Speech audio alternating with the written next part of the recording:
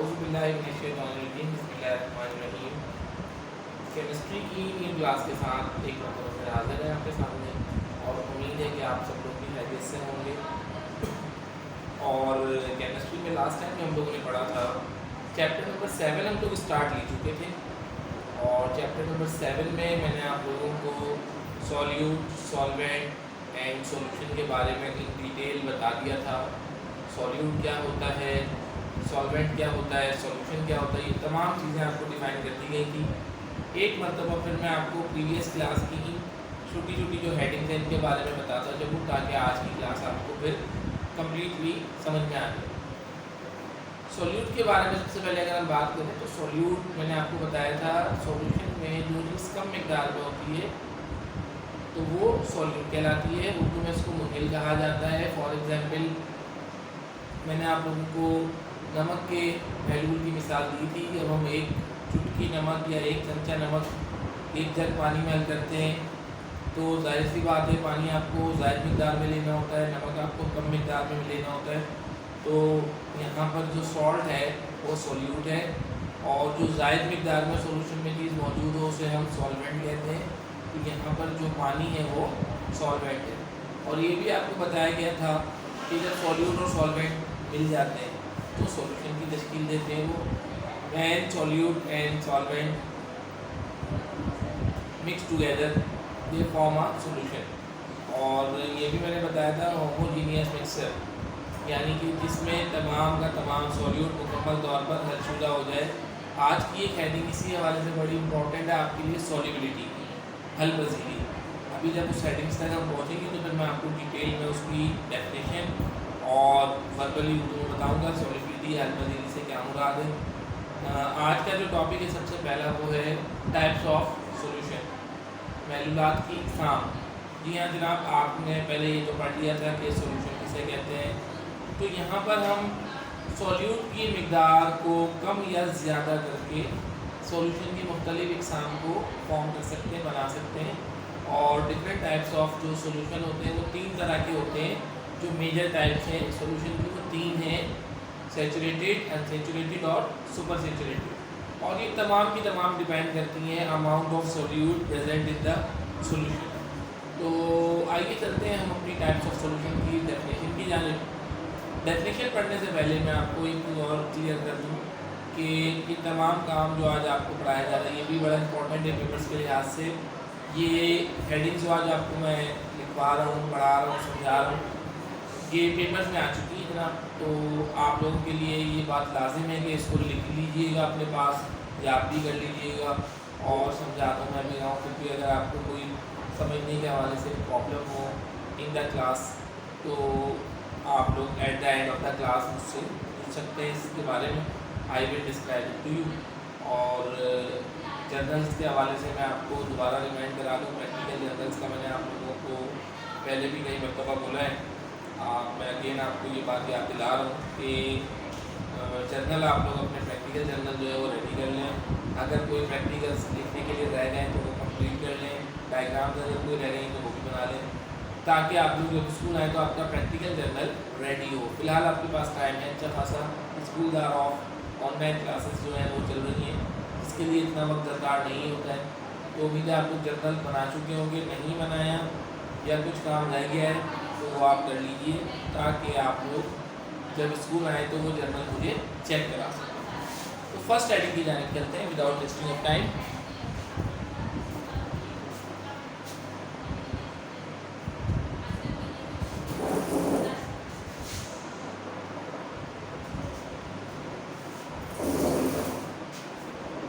First heading जो है हमारी आज की वो है टाइप्स ऑफ सॉल्यूशन। और इस हेडिंग में मज़ीद सब हेडिंग्स दी हैं। फर्स्ट सब हेडिंग्स की है वो है सैचुरेटेड सॉल्यूशन। पहले मैं उर्दू लिख दूँ आपको।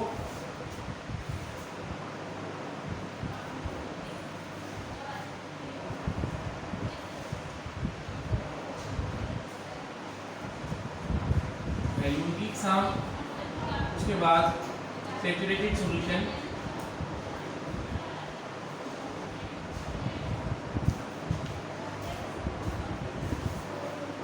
शेडशुदा वैल्यू।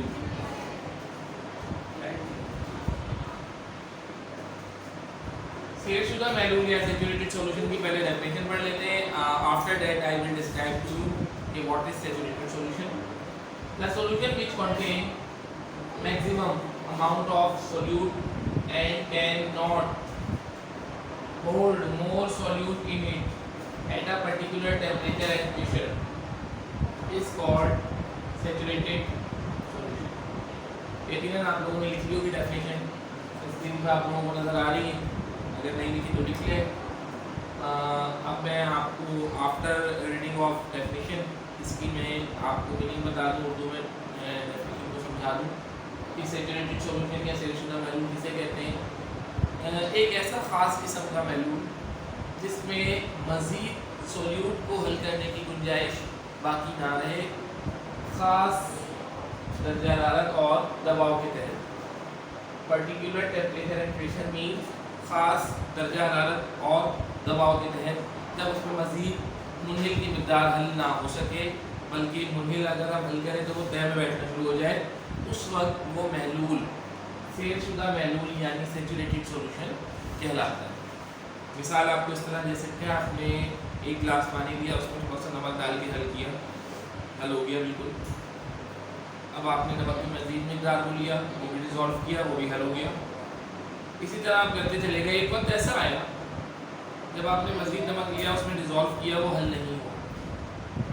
अब वो तय में बैठना शुरू हो गया. आप जितना उसको स्टिर कर लें, but it will not dissolve into the solvent, then this solution will be called saturated solution.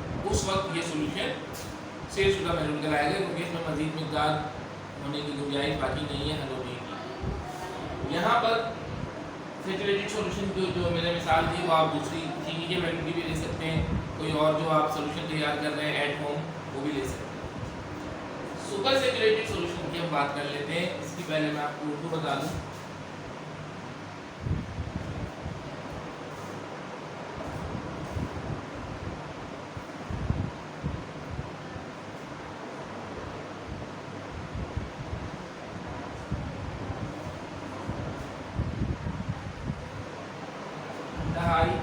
शेरशुदा महलूल. पहले हम डेफिनेशन पढ़ते हैं, उसके बाद मैं आपको वर्बली इन उर्दू डिस्क्राइब करता हूँ. The solution which contains more amount of solute than its holding capacity at particular temperature and pressure is called super saturated solution. बहुत आसान सी इसकी डेफिनेशन है, उर्दू में मैं आपको बता देता हूँ, यकीनन आपको समझ आ जाएगी. आपको अभी शेरशुदा महलूल की मिसाल दी गई थी, जिसमें आपको मैंने बताया नमक आप हल करते जा रहे हैं, लेकिन वो हल नहीं हो रहा, तय में बैठना शुरू हो गया वो. अगर आप वो पूरे का पूरा सोल्यूशन किसी ख़ास बर्तन में लेके चूल्हे पर रख देते हैं और हीट प्रोवाइड करते हैं, after getting off heat it will be colder, it will be hotter and more hotter. इतना गर्म हो जाएगा कि अब उसमें जो नमक तय में बैठा हुआ था, उसके हॉटर होने की वजह से वो भी डिज़ोल्व हो जाएगा, मुकम्मल जो है वो हल हो जाएगा. बल्कि अगर थोड़ा बहुत और उसमें मज़ीद सोल्यूट डाला जाए, नमक वगैरह, तो वो भी डिज़ोल्व हो जाएगा बिकॉज ऑफ इट्स हॉटनेस. तो उसकी हॉटनेस की वजह से सैचुरेटेड तो वो था, मज़ीद थोड़ा बहुत उसके अंदर सोल्यूट डिज़ोल्व हो गया. अब वो सैचुरेटेड भी कहलाएगा, वो सुपर सैचुरेटेड कहलाएगा. लेकिन इसकी भी एक खास लिमिट होती है. ऐसा नहीं आप गर्म करें और सोल्यूट की मकदार शामिल किए जाएँ, ऐसा पॉसिबल नहीं है. एक ख़ास वक्त पर, एक ख़ास मौके पर आकर ये भी स्टॉप हो जाता है. लेकिन बहरहाल ये सॉल्यूशन क्या कहलाता है? Super saturated solution. At last unsaturated solution की बात कर लेते हैं. उर्दू में पहले लिख दूँ.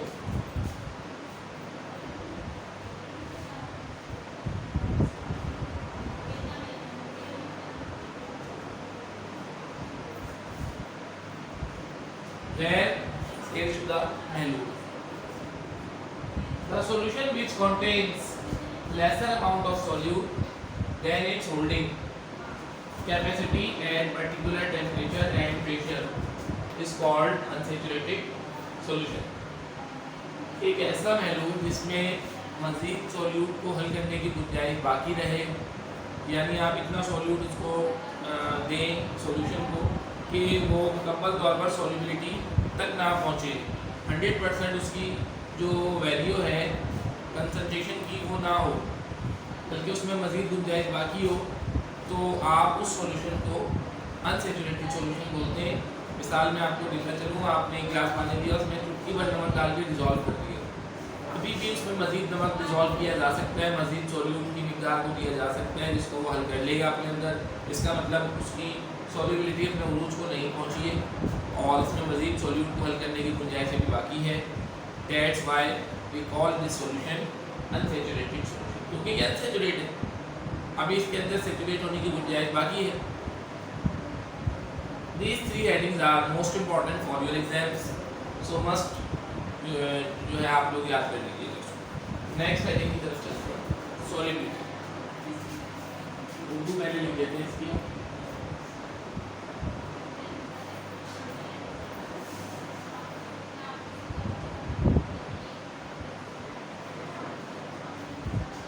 सॉल्युबिलिटी हल पद्धति से क्या मुराद है? पहले मैं डेफिनेशन पढ़ता हूँ। As you know, maximum amount of solute which is required to saturate 100 gram of solvent, याद रखिएगा 100 gram of solvent at particular temperature और प्रेशर इज कॉल्ड सॉल्युबिलिटी। मुनहिल की वो ज़्यादा से ज़्यादा मिकदार जो 100 ग्राम सॉल्वेंट यानी मुहल्लिल को सेचुरेट कर दे एक खास दबाव और दर्जा हरारत के तहत, वो मिकदार या वो मरहला उसकी सॉल्युबिलिटी कहलाता है या हलपजीरी कहलाता है। याद रखिएगा यहाँ पर 100 ग्राम का जो लफ्ज़ इस्तेमाल हुआ है वो इसलिए हुआ है ताकि आपको जब आप मेजरमेंट करते हैं, कैलकुलेशन करते हैं, तो आपको जो है वो ख़ास मिकदार चाहिए होती है कैलकुलेशन के लिए। सॉल्यूट तो जाहिर सी बात है जब आप ऐड करेंगे तो उसकी मिकदार आप नोट करते चले जाएंगे कि मैंने 10 ग्राम डाला सॉल्यूट या 20 ग्राम डाला, लेकिन आपके पास जो सॉल्वेंट है उसका एक ख़ास रेशो दे दिया गया है। जैसे 1 डज़न आप बोलते हैं तो आपको पता है 12 डिजिट्स। इसी तरीके से अगर हम कोई और मिसाल ले लेते हैं तो उसके अंदर एक ख़ास डिजिट हो जाए, जैसे मैंने आपको 2 मिनट का कहा है तो 2 मिनट का मतलब 120 सेकेंड्स। तो यहाँ पर जो ख़ास मिकदार दी गई है 100 ग्राम। 100 ग्राम सॉल्वेंट अगर सेचुरेट हो जाता है तो जितनी मिकदार आपने सॉल्यूट को उसको प्रोवाइड की वो उसकी सॉल्युबिलिटी कहलाएगी। अब यहाँ कुछ फैक्टर्स हैं जो सॉल्युबिलिटी पर इफेक्ट होते हैं, यानी जिनका असर सॉल्युबिलिटी पर होता है, यानी सॉल्युबिलिटी कभी बढ़ भी जाती है कभी कम भी हो जाती है, तो उसके बढ़ने या घटने के जो चांसेस हैं वो किससे मुतासर होते हैं और वो कौन सी ऐसी चीज़ें हैं जिससे सॉल्युबिलिटी कम होती है या बढ़ती है, वो हम देख सकते हैं। उर्दू पहले मैं आपको लिखूँ।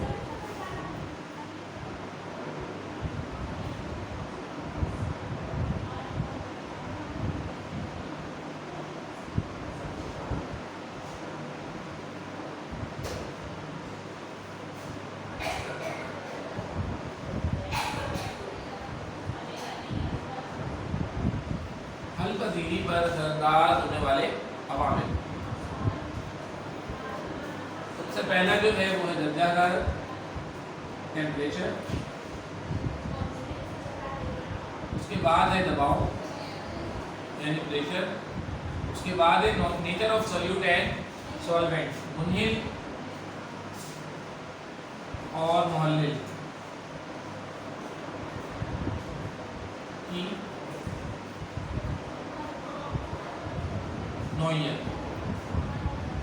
मुनहिल और मुहल्लिल की जो नेचर है वो ख़ास तौर पर अहमियत रखती है सॉल्युबिलिटी के लिए। बहरहाल सबसे पहला जो हमारा जो इफेक्ट है वो है effect of temperature on solubility.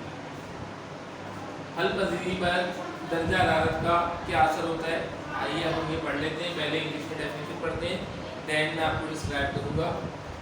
The solubility of solid in liquid और solubility of partially miscible liquids increases with increase in temperature। याद रखिएगा, ये डेफिनेशन समझाने से पहले मैं आपको एक छोटी सी मिसाल देता हूँ।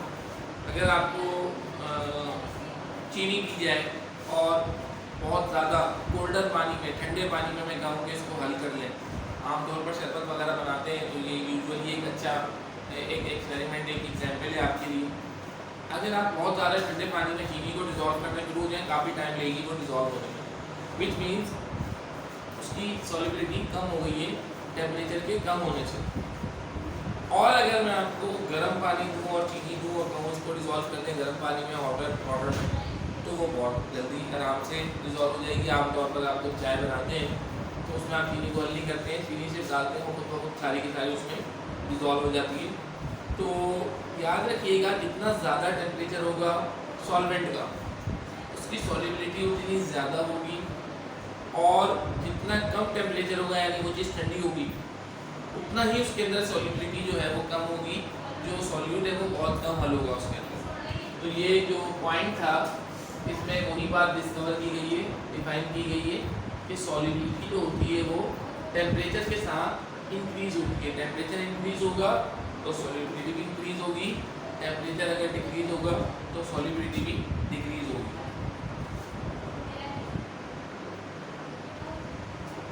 यहाँ पर सेकंड जो पॉइंट है, effect of pressure on solubility, दबाव का हल पजीरी पर क्या असर होता है वो अब हम पढ़ रहे हैं।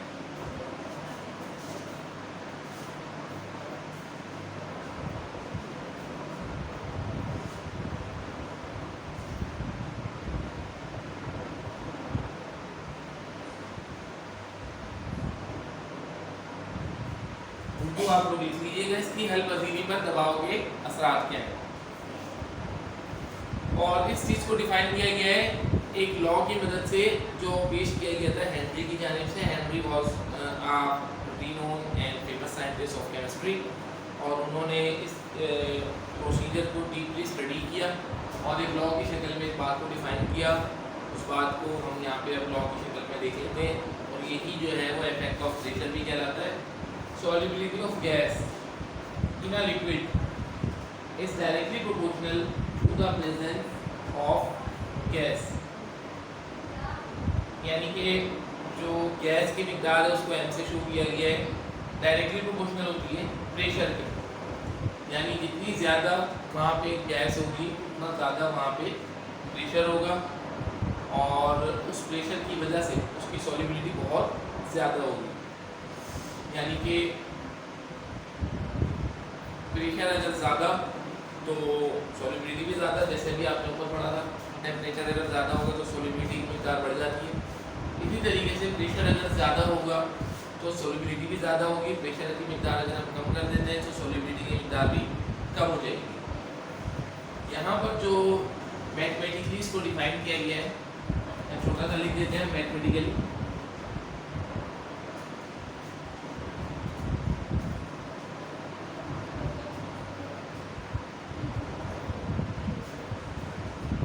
याद रखिएगा अल्फा का निशान जब बढ़ता है, डायरेक्टली प्रोपोर्शनल का निशान जब बढ़ता है तो उसके सामने इज इक्वल टू लगता है, और इज इक्वल टू के साथ कोई ना कोई कांस्टेंट लगता है। तो यहाँ पर हमने इज इक्वल टू लगाने के बाद कांस्टेंट जो लगाया है वो के लगाया है। ठीक है जनाब, तो मैं इसको डिफाइन कर रहा था, आपको दोबारा मैं बता देता हूँ, टेक्निकल पार्ट आ गया था तो इसकी वजह से क्लास इंटरप्ट हो गई थी। Mathematically amount of gas dissolve is directly proportional to the amount of pressure. और यहाँ पर जब भी हम डायरेक्टली प्रोपोर्शनल या इनवर्सली प्रोपोर्शनल का जो साइन होता है अल्फा का, उसको जब हम हटाते हैं तो कोई ना कोई कांस्टेंट लगाते हैं इक्वालिटी के तहत। तो यहाँ इज इक्वल टू का साइन लगाया और हमने एक कांस्टेंट वर्ड लगा दिया के, और ये जो पूरा स्टेटमेंट बन गया m इज इक्वल टू के पी। ये खास किस्म का स्टेटमेंट है जो डिफाइन कर रहा है हेनरीज लॉ को, और बता रहा है कि जितना ज़्यादा प्रेशर होगा उतना ज़्यादा सॉल्युबिलिटी होगी, और जितना कम प्रेशर होगा सॉल्युबिलिटी की मिकदार भी उतनी ही कम होगी। अब यहाँ पर आपको ये वर्ड्स डिफाइन कर दिए गए, m is equal to amount of gas dissolve, p is equal to pressure and k is equal to constant. उम्मीद है आज की क्लास आपको अच्छी तरह समझ में आ चुकी होगी, और इस हवाले से अगर कोई सवाल हो, कोई कमेंट्स हो, तो आप लोग हमारे यूट्यूब चैनल पर जाकर जब ये वीडियो देखेंगे उसके नीचे कमेंट सेक्शन में अपने कमेंट्स कर सकते हैं। कोई प्रॉब्लम अगर हो, कोई सवाल हो, तो वहाँ पे आप मुझसे कर सकते हैं, मैं आपको वहाँ पे जवाब दे दूँगा कमेंट सेक्शन में आके। और लास्ट टाइम जो है वो आप लोगों को बताया गया था कि इंशाअल्लाह करीब स्कूल खुलने वाले हैं, तो जैसे स्कूल खुलेंगे आप लोग का काम चेक होगा। काम आप लोग रेडी रखिएगा। आज की क्लास जो करवाई गई ये काम भी आप लोग रिटर्न वर्क अपने पास मुकम्मल कर लीजिए। अगर कोई लिखते वक्त मिस्टेक हो गई हो या कोई प्रॉब्लम हो गई हो तो वीडियो आप लोग देख सकते हैं यूट्यूब पे जाके, वहाँ से दोबारा ये तमाम डेफिनेशन आपको मिल जाएंगी, वहाँ से अपना जो है वो आप काम मुकम्मल कर सकते हैं। इंशाअल्लाह ताला थर्सडे को आपसे मुलाकात होगी, तब तक अपना ख्याल रखिएगा। अल्लाह हाफ़िज़।